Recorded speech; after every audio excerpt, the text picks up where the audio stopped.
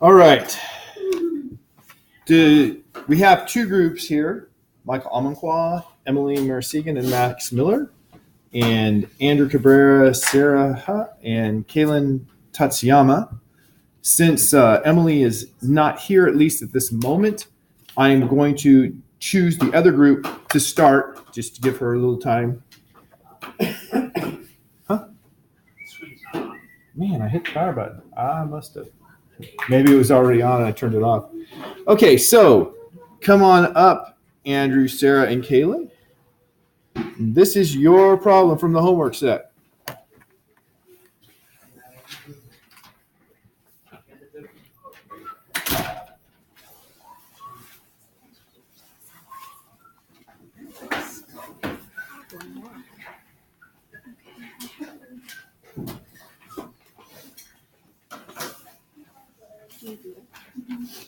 We agree that that's how you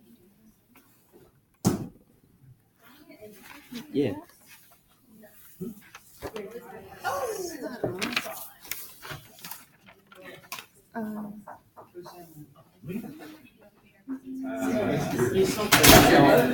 Start. And can you plug in the numbers?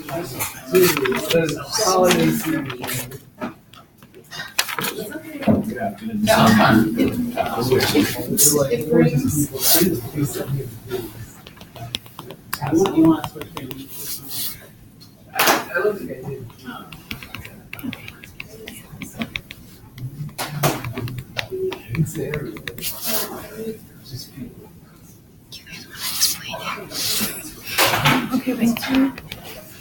Okay, so frequency is defined as wavelengths, or velocity is defined as wavelength times frequency, and frequency is 1 over the period.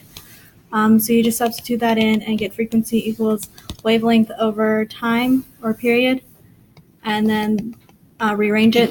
Wavelength equals velocity over frequency. Is that frequency or is that time? This should be time. Sorry. Frequency Thank you. over time. And then you plug in the numbers. And ta-da. I did frequency. Okay, wait, are we solving So this, for... I'm just solving for velocity. Then the next one I'm solving that's for. Okay. My bad. So yeah, we solve for velocity. And then Frequency. we use the equation velocity over frequency to find wavelength. Okay, one thing that you should change in your middle line, as you recognize, it's not wavelength over period. What did you use in that middle line? Let's see that again. Wavelength over time period. Right. The time to go from one place to another was not the period. The period is the time for it to repeat. And likewise, the distance between the locations wasn't the wavelength. Otherwise, you would have had, your answer being that, I can't read from here, 76,500. So instead of wavelength and period, what did you put there? What do we put there? The distance over time. Right, distance over time. Oh. The wavelength and period are very specific distances of time. So this is generic distance of time. Okay, that's it. Cool. Thank you. All right. Okay, the next group then is Emily and Michael and Max. And just scroll up.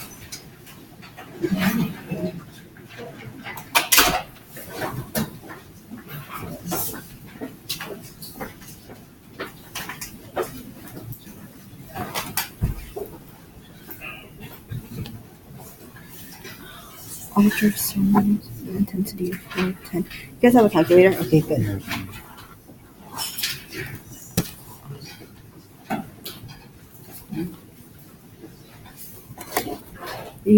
you guys done this? You want to explain it? I can write. Yeah, I can explain. Okay. It's just using this equation. Yeah.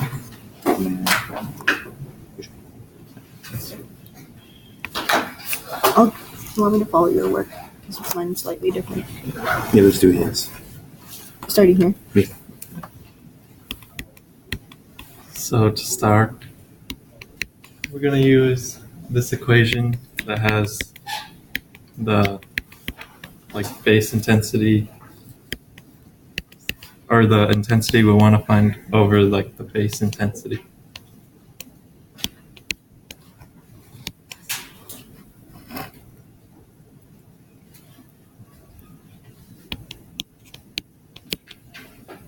And then this equation is to find the intensity in decibels from watts per meter squared.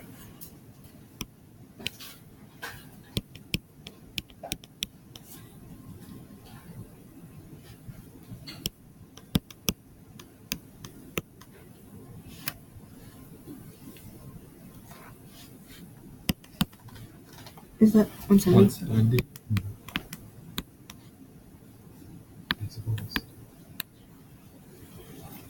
And then that's the answer.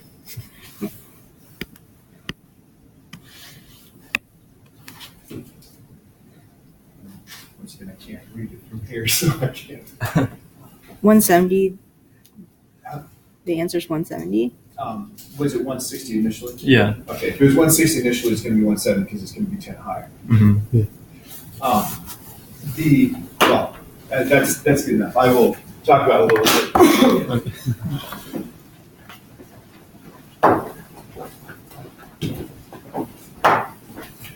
Thank you. It's good to get those out of the way, right?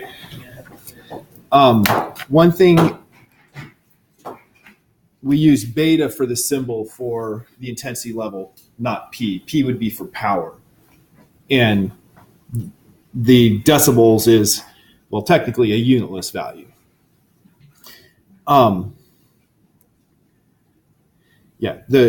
Their answer is correct. This here is the standard that we use, but we don't always use that standard. Remember, I talked about in my house with the stereo set, instead of using the threshold for hearing as the standard, it's using the recording level as the standard. So it's not always going to be that standard. It turned out in this problem that was the standard, but the way that you were intended, and so their answer is correct and their work is reasonable and good, right? So no demerits here. The way to do this is beta 1 is equal to 10 log of 10 to the fourth watts per meter squared over I0. And that's equal to 160, whoops, that's not a zero, 160 decibels. And then you do beta 2 is equal to 10 log of 10 to the fifth watts per meter squared over I0, which is equal to, and there's lots of ways to skin this cat. One way would be to take the upper equation, take this equation, and solve directly for I0. You would have, what's the inverse function of log base 10? A mathematical question, not a physics question.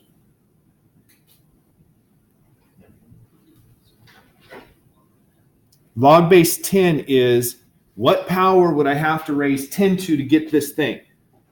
So the inverse function is raising 10 to that power.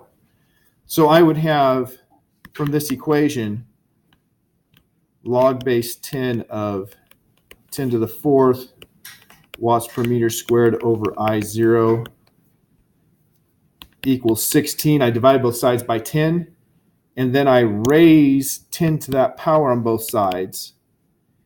And 10 log to the 10th is just going to return what's in the argument.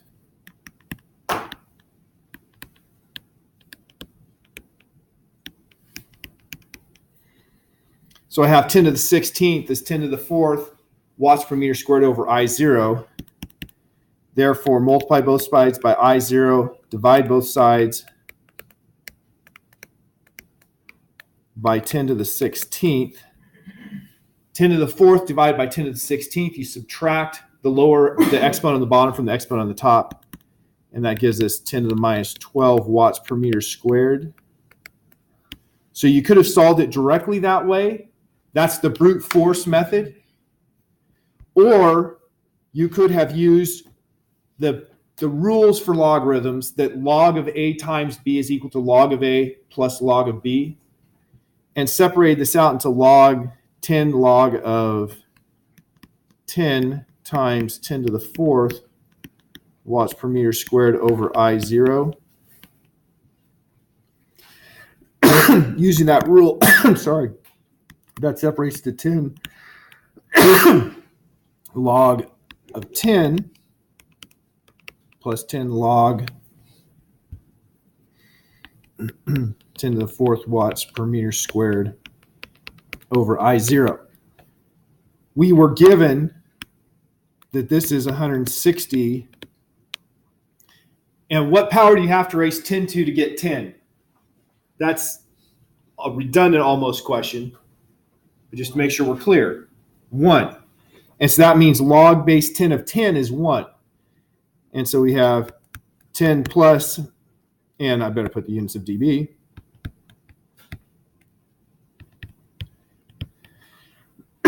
That would be the simpler way of doing it, but it requires a little more comfort level with using logarithms as a mathematical device. So their answer was perfectly good and fine. Nothing wrong with that. This one here, sadly, does not have randomized numbers. Right? It has red if it's randomized, so everyone's going to have the same answer. All right. Now, I said in lab yesterday that I was going to present no new material. I meant that, kind of. I'm going to present some music topics today because I just can't do it without it. But I will not put these on the test to stick with what I said in lab yesterday. Yeah. For the scrapbook, is it only chapter 16 and 17? The last one, I did not put that restriction. It can be over anything. I mean, I would encourage 16 and 17 because that's the new material, but it can be over anything at this point. Okay. So this is just get them in there.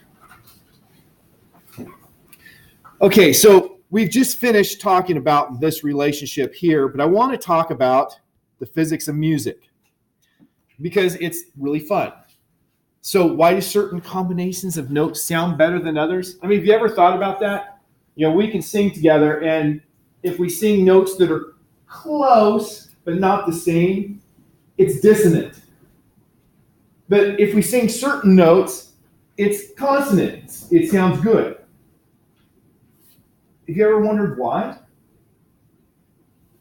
Wes has. So Wes and Pythagoras had something in common here. Pythagoras was like trying to understand, why do some notes sound good together and some bad? That's the same Pythagoras from Pythagorean theorem. And so he took identical as well as he could get ropes, and he put the same weight at the end of them to stretch them. And then he varied the lengths and plucked them at the same time. And he determined, I guess I should go down to, well, I forgot I changed the order. I had the order, so that was where I was starting. It's not where I'm starting here. Let's come back to Pythagoras so I can stay with this order because actually I think this order is pretty good. I think it's better than what I had initially. I'm also going to come to the actual PowerPoint presentation because it's easier for me to walk around and move forward. Oh, nice fade. So different combinations of frequencies sound good together because of what Pythagoras did. But what we're going to look at is what you have in typical sounds for, to give us the sound. And so we're going to look at what's called harmonic or frequency analysis. In physics, we can do a mathematical analysis that we call a Fourier transform, where we can take some random waveform and we can calculate how strong each different frequency is in the sound. So it's a mixture of a bunch of frequencies. Remember, if I have two waves on top of each other, I just get a result of the two added together. And so we get funny looking waveforms. And so here is what you get if you look at a guitar string that's plucked. Now, if you look at these frequencies, this first one is the fundamental. And that's the pitch that you would identify the note by. And then these are harmonics of it. So the second harmonic, or the first overtone, third harmonic, fourth harmonic, fifth harmonic, sixth, seventh. And so in this guitar string that was plucked, the strongest frequency is not the one that you assign the pitch to. This is the strongest frequency, but this is the one you assign the pitch to. Now, if this is a C, this is going to be an octave above C, so they're still both Cs, but this is the one you assign the pitch to, and this combination of frequencies is what gives you the unique plucked guitar string sound. Anyone here play guitar? Okay, a lot of people. Can you make a guitar sound different? How? We're changing the length of the string. No. Okay, let me clarify. I didn't realize that was a Redskins hat. I thought that was a Christmas theme thing. It's both. Oh, no. Okay, we're not going to go any further on that topic. If you have the same string, same tension on it, can you pluck the string to make it sound different? Yeah, how? But changing the force. Same length. The finger would change the length. Okay, yeah. Okay, changing the force. If you change the force, you're going to excite things differently. You can also change where you pluck it. If you pluck at the center of the string, you're going to have a different sound than if you pluck at 1/3 of the distance or a quarter of the distance and so on. Because you're going to actually excite different frequencies, you're going to force, it can't be the node where you pluck it, right? And so you're going to change which of the overtones is present and thus change the sound it makes. So here is a different instrument. This is noticeably different, right? It still has this one higher, but now you have, pretty strong 6th harmonic. Whereas when we looked at the guitar, the 6th harmonic was virtually absent. So it's going to sound very different. This here is, I believe, a clarinet, isn't it? Oh, no, this is still guitar string. It's just plucked differently. And so you have different timbres or voices based on how you pluck it. Trumpets with their brassy sound. I like bright here. I don't know about your band teachers, but they might use both of those interchangeably for this. They have a lot of the higher frequencies, such as shown here, whereas something that's a pure tone, a flute is a fairly pure sounding instrument. It has basically just one frequency and not the upper ones. Okay, now for the Pythagorean tuning.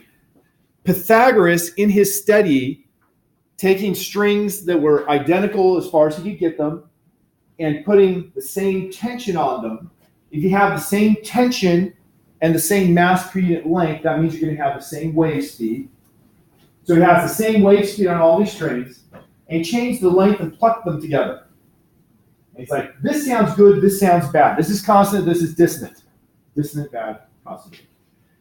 And what he determined was if you have small integer ratios of the lengths, that's length 1 divided by length 2 is something like 3/2 or 4/3, that it sounded good.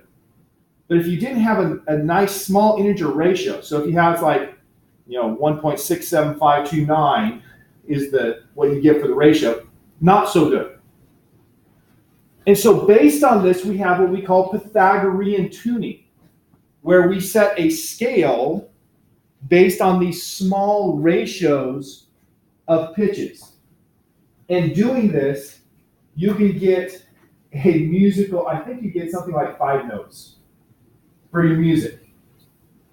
And so back in the day, you would write music with Pythagorean tuning, which is like exact tuning. It's going to sound really good with the notes together. But you only have a limited number of notes, and you know what you cannot do? You cannot change keys. You're fixed in a key. You have to retune all the instruments if you want to change keys. So that's the Pythagorean tuning system. But because of that only one key possible, we have other things that we use. So here's the Pythagorean system. This is using the small ratios to get notes. And it fills in notes that are useless to us. Pretty much everyone knows you don't use all of the notes in the chromatic scale in your songs because they don't all sound good together.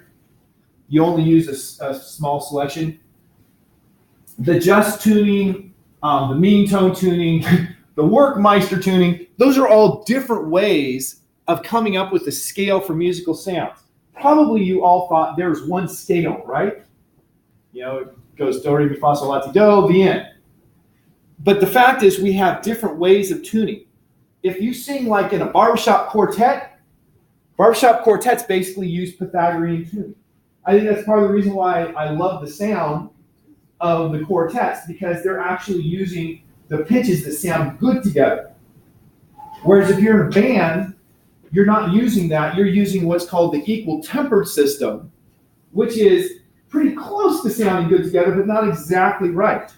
So if you look here, I have going from C to C. How many notes are going from C to C? A total of 11 plus the repeating C, 12. So there's 12 notes in the octave, but that's because we have the half notes, right? C sharp, E flat, F sharp, and so on. The concert A is 440 hertz. Now, different orchestras will actually adjust that a little bit to get their own unique sound. They will tune to a slightly different frequency. They might tune to 441.5 hertz because they like that sound. Just shifting a little bit, which sounds crazy, right? Because nobody thinks about that in a consumer level. We're just like, yeah, it sounds good. That sounds like it's an A, I don't know. But they're really precise. And if you look at the frequencies, okay, so 440, not the same as the Pythagorean of 441.49. The C's are the same in all of these. They're all using the same C. Notice that C4 is 261.626 hertz. Our tuning fork had 256, and it still called it C. So that would have been C4 is the one that we had for the lowest, well, the lowest of the normal tuning forks I had. So what's the difference in this system and this system, you're asking, right? You're totally wondering. People noticed that if you put 12 notes, that each one is the same fractional increase from the one below, that you can get very close to the actual frequencies that work good together. And so this equal tempered system uses frequency scale is equal to frequency times 2 raised to the 1/12, or excuse me, to the n over 12. So the C sharp is going to be 261.63 hertz times 2 raised to the 1/12. And then you go to the D, and that's going to be 261.63 times 2 raised to the 2/12, and so on. So that's how we actually tune our instruments today. We tune them so the notes we're playing fit those, and you can see then that you're not exactly the same frequencies for the different notes, but you're pretty close. Now, since this isn't going to be on the test, I'm just giving you the information. We're not going to spend time doing calculations. So if you're playing notes, okay, who plays piano? All right, what note sounds, that's a lot of people. What note sounds good with a C? G. Okay, C and G. We call this interval a fifth because it has 1, 2, 3, 4, 5 notes, counting the starting and ending notes. Just like an octave is 8 because it's 7 notes plus the ending note to get 8. A fifth is 5 notes counting the starting to ending. And C and G sound good together. Why? Because it's a small integer ratio between them. So somewhere here I have all those intervals written out. Yeah, I have C first, the octave, and then the fifth, that's a 3/2 ratio. So the frequency for a G is 1.5 times the frequency for a C. And that sounds good together as per Pythagoras. 3 to 2 is a small ratio of integers. So other notes that sound good with a C would be if we do what's called a fourth, going from C to F, that is a 4/3 ratio. And if we do a third, what's a third going to be? Going from C to E, and that's going to be our 5/4 ratio going from C to E. And so these notes can make a nice, good harmony because we have the small integer ratios between the frequencies. So some music theory that's just, well, I think it's awesome. James. So different notes sounding good compared to something that's slightly different. Mm-hmm. Like, is that just the spacing in between the notes that makes them sound good? Or? The spacing between the frequencies, what I think it is if you have a small integer ratio, that means that, for instance, for every 3 cycles of this note, you have 2 cycles of this one. And so you're going to have 0 crossings match up periodically, right? So both of them, you have 2 waves, and one's going like this and one's going like this. But you're going to have, thinking on the terms of a standing wave, which it's not a standing wave in this case, but you have like a node here, and then you have a node here, a node here, a node here. And I think it's that you have a single repeating piece that goes over and over that makes it so it sounds good together. Just a more consistent sound. Like, as you're hearing it, it just sounds more consistent. You have a repeating bass unit. You have, okay, if you look at a sound wave from multiple, whoops, that was not the right button. Go back to it. I was trying to change the color here so I can write. If you look at a wave, you might have, okay, I'm not doing a very good job, but that's supposed to be repeating. So this piece here is this piece here, and the one in between is repeated. So you have a basic repeating waveform that occurs over and over and over. I think that's what makes it so it sounds consonant to us. Whereas if you had not a small integer ratio between them, you wouldn't really have a repeating unit per se. It would constantly be looking different if you looked at the waveform over time. Okay, this is describing the just tuning, and then the equal temper tuning. Just tuning. You saw there was a difference between Pythagoras and the just tuning, but they're pretty much the same. And there, my statement, the a cappella groups sing actually so that they have the 5/4, the 4/3, the 3/2 ratios for their frequencies. Because when you're singing, you can kind of feel when, yes, this goes together well with that, right? If you sing, you can tell, oh, yes, this is a good note with that one, or wow, that sounds really dissonant sometimes, and you know there must be a problem. And so a cappella groups tend to have a just tuning. Now review. So everything from here on is going to be reviewing for the semester. The final exam is covering everything we've studied so far. And I know it seems pretty daunting. We've studied a lot. But of course, a goal for any class is that after the class is over, you actually have learned something and not just gone through the steps. So that's why it's a cumulative final. So let's start at the beginning. So the very beginning, we learned about scientific notation.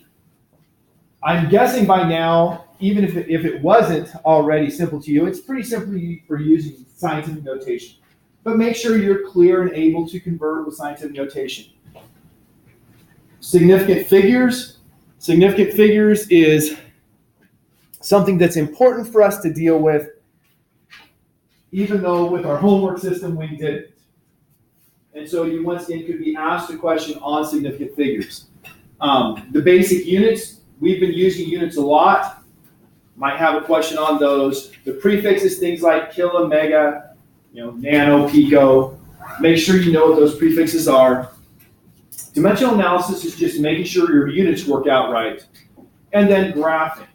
On our lab final, there were at least 2 people who didn't even try to find the slope of the graph.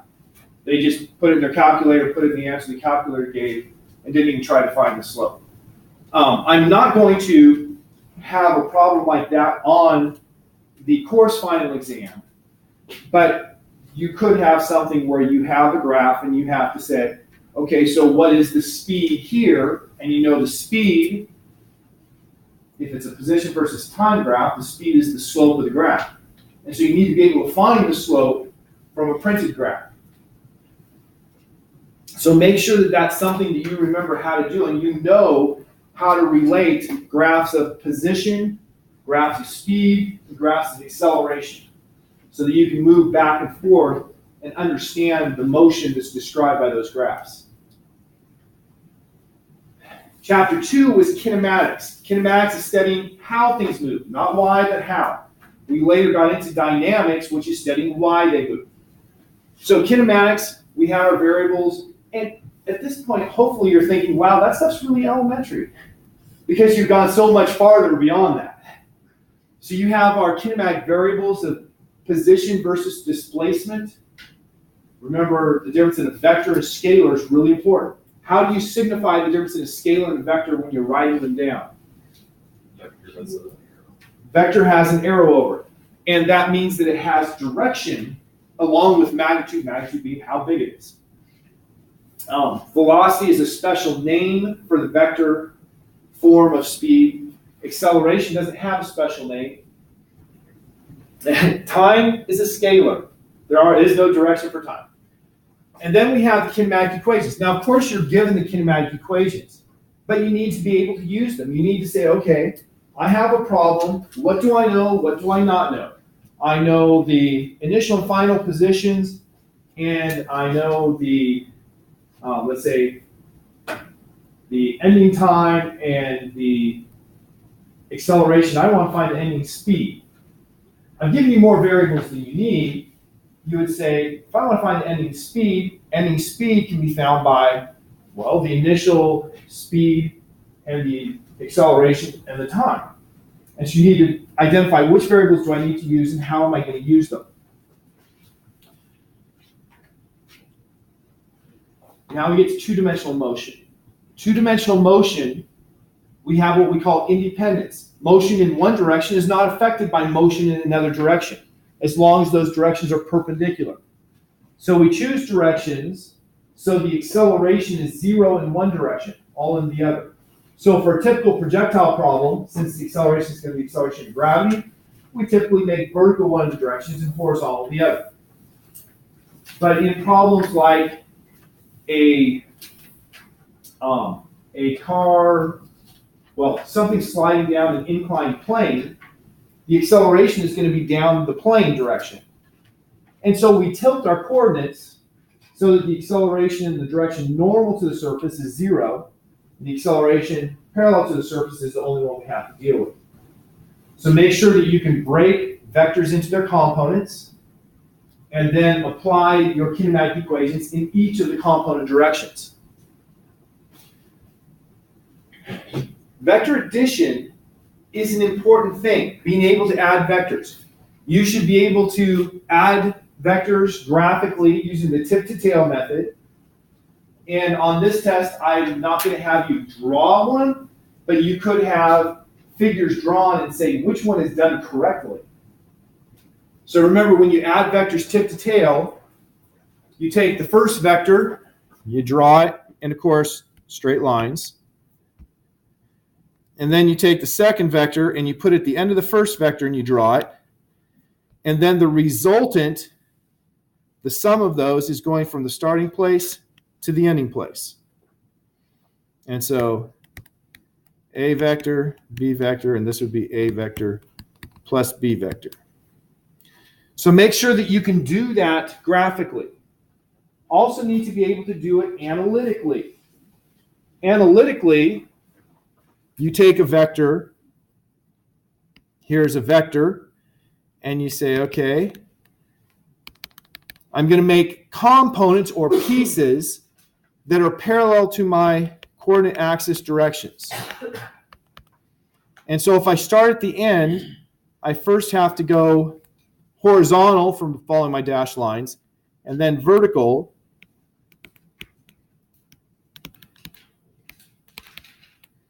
And so I have those two components. Notice there is a direction for the component.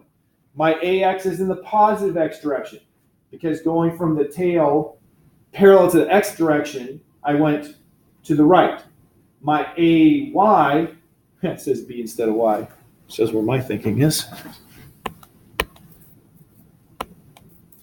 My AY, is that positive or negative? It's positive because that's going in the positive y direction. And now in a right triangle, we use our trig functions and we identify, that's supposed to be showing it's a right angle here, right angle. And so A is equal to the hypotenuse. If this is the angle given, then AX is equal to adjacent and AY is equal to opposite.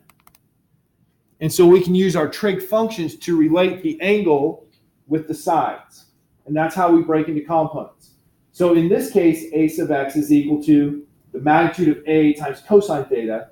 A sub y is the magnitude of A times sine of theta.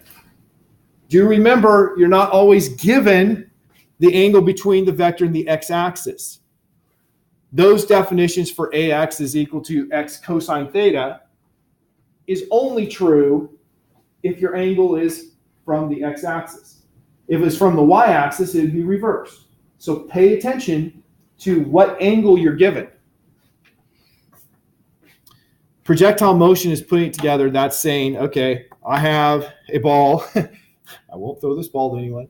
I throw this ball through the air, and I'm going to analyze its path. And when we do projectile motion, we break it into its components. The vertical direction, acceleration vertical is 9.8 meters per second squared down. Horizontal direction, horizontal acceleration is 0. And then we basically have two separate problems. So we'll get, the initial position, velocity, and then the acceleration in each of the two directions. What's going to tie them together is it's going to start at the starting point at the same time and get to the ending point at the same time for both coordinates. So time is what ties those two separate calculations together. Imagine trying to throw this thing, you'd bust your arm. Okay, moving on to chapter 4. We are humming through the review, right? Chapter 4 was dynamics. Dynamics is studying why things move, not how they move, but why. And to determine why they go, and how does it move. So you had to do the kinematics first, so you could then do the dynamics. Very often, once we get to dynamics, a dynamics problem is then going to fall back to a kinematics problem. So in dynamics, we introduced Newton's laws. Newton's laws are why we call this Newtonian dynamics, because we're using Newton's laws to analyze why things move. And Newton has 3 laws of motion. The first one, the law of inertia. An object stays in constant motion unless acted on by a net force. Defines what inertia is, the propensity to stay in constant motion.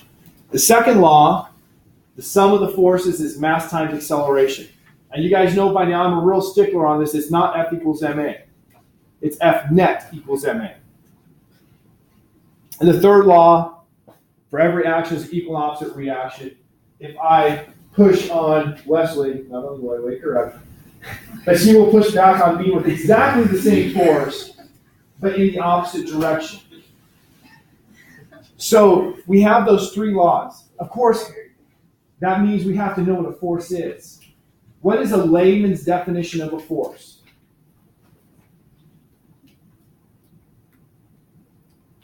Mass is accelerated. That's not a force. When you said definition? Yeah. Push or pull? Yeah, anything that pushes or pulls. That's what a force is. Something that's pushing or pulling. So you need to be able to identify the common forces. Things like what's acting on me right now. Now we've learned things more than just the common. What forces would you say are acting on me right now? Force normal. Now I want to define these. So force normal. What direction? Okay, perpendicular surface. So since it's a horizontal surface, it's normal. We call that direction normal. Coming out, so the force normal is up. How big is the normal going to be? It's going to be equal to the force of gravity. If I'm standing here, it's equal. But if I do this, it's not. What happened then? Well, you Force normal. You shot your force from your. Oh, you had a greater force going up, and then gravity was the only force acting on you. Then it's brought you back down. Right, so I push down the ground. That's not a force acting on me. Newton's second law is only looking at the forces acting on me. I push down the ground pushed back, harder than the force of gravity. The normal force is going to be whatever force is necessary to keep you from going through the surface. So there's no simple equation, it's just whatever's necessary. So we look at the other forces to figure it out. Okay, so that's one force, normal force. What's another force acting on me right now? You've already said it. Gravity. What direction is the force of gravity? Down. By definition, that's the definition of down, the direction of force of gravity.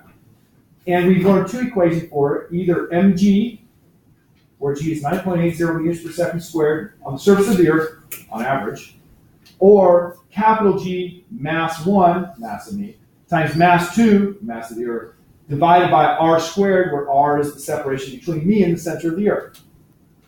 The reason we can use mg is if we're on the surface of the Earth, that r is pretty constant. And the mass of the Earth is, of course, a constant, so we can just treat mass of the Earth times g divided by the radius of the Earth squared as a constant. Any other forces acting on me as I stand here? Looking for technicalities now. Air pressure. There is air pressure acting on me. So air pressure is pushing down the top of my head, pushing in on the sides, pushing up on my feet. And there's a net force due to air pressure that has a special name we call the buoyant force. So there's a buoyant force buoying me up, equal to the weight of the air I displace. You know what? The weight of the air I displace is not very big.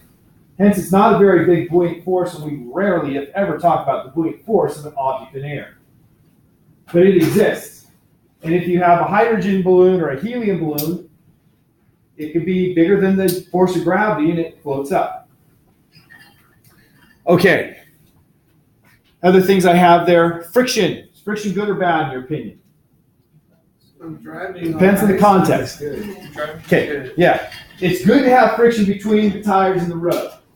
On the other hand, it's bad to have friction between the cylinder walls and the piston. Right? So sometimes it's good, sometimes it's bad. Depends on the context. As I'm walking, I'm really thankful for the friction because otherwise I would be sliding all over the place. My sister likes to watch those like dance competitions. I don't know what they show. No, I don't know what it is. America's Got Talent, something like that. And you see these crazy people who can like be in the splits and stand up without doing anything but making their legs go like this. Yeah, I can't do that. Without friction, I would just be down there doing the splits and breaking things all the time. But friction allows me to push off the ground and stop myself instead of falling down. So we tend to think of it as negative, but there's some definite positives. Tension, a force is transmitted through a cable or a string or a rope. The tension force, for our purposes, we say we have ideal strings that have no mass and don't stretch. In this case, the tension is the same everywhere in a string, and it makes a force anywhere it touches something in the direction the string is leaving it. So you can calculate the force applied to something by using the tension makes a force in the direction the string is leaving. Normal force, we've already talked about spring force. We would say spring force here in chapters 16 and 17. Spring force is a restoring force, something you needed for simple harmonic oscillation. It's a force that is proportional to how much you displace it from equilibrium, which is the other thing you need for simple harmonic oscillation. So the spring force has the equation of force of spring is equal to minus kx, where x is how much you displace from equilibrium.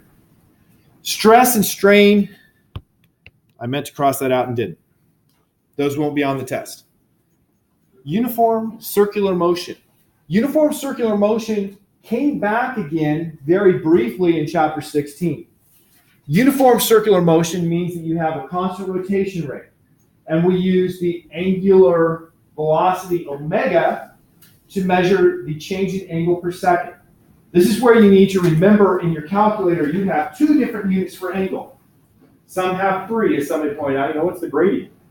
The ones that we use are degrees, 360 degrees in a circle, or radians, 2 pi radians in a circle.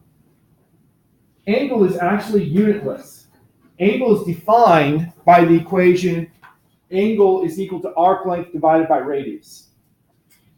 Right, it's theta equals S over R, where you have a circle. S is the distance of the arc. Theta is the angle it makes. And since everybody has learned at some point in their life that a circle has a circumference of 2 pi radians, then we can put 2 pi times the radius over the radius for a complete circle.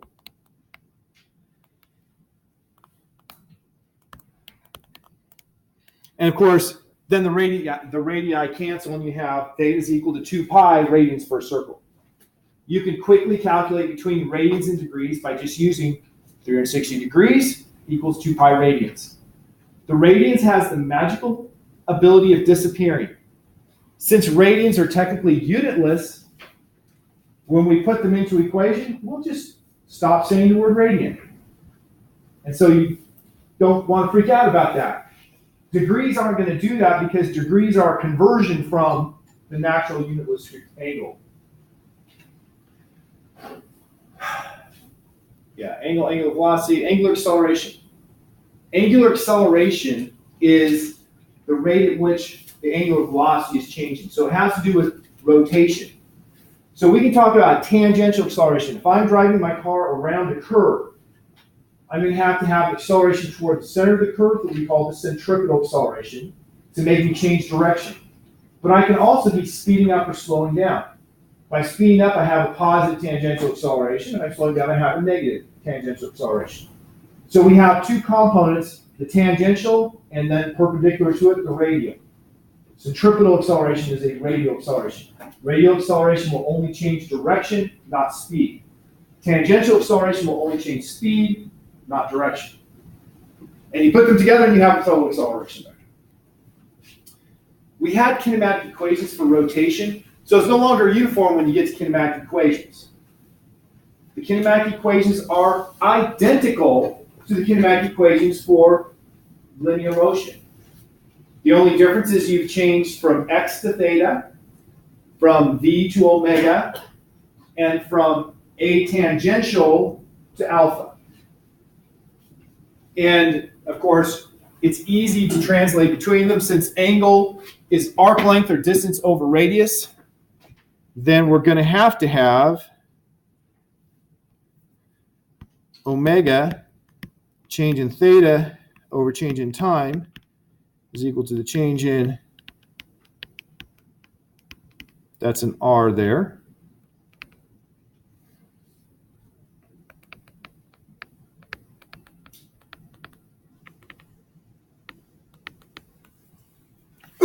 And so you have angular velocity, well, angular speed is the tangential speed divided by radius for something going in a circle. And likewise, when we talk about angular acceleration, is the tangential acceleration divided by radius. The equation for centripetal acceleration is going to be given, but just to put it in there.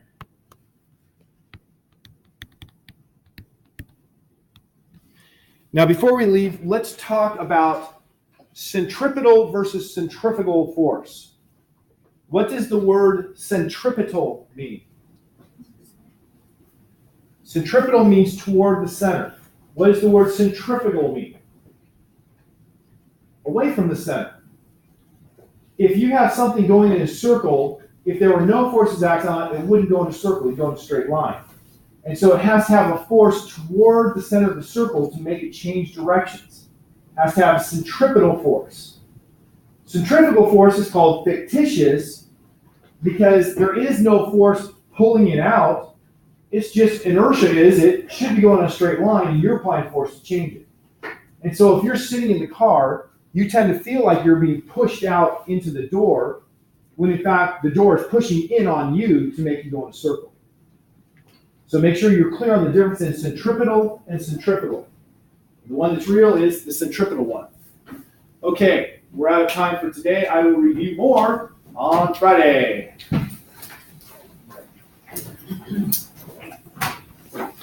Nathan, I need you to pull out your card.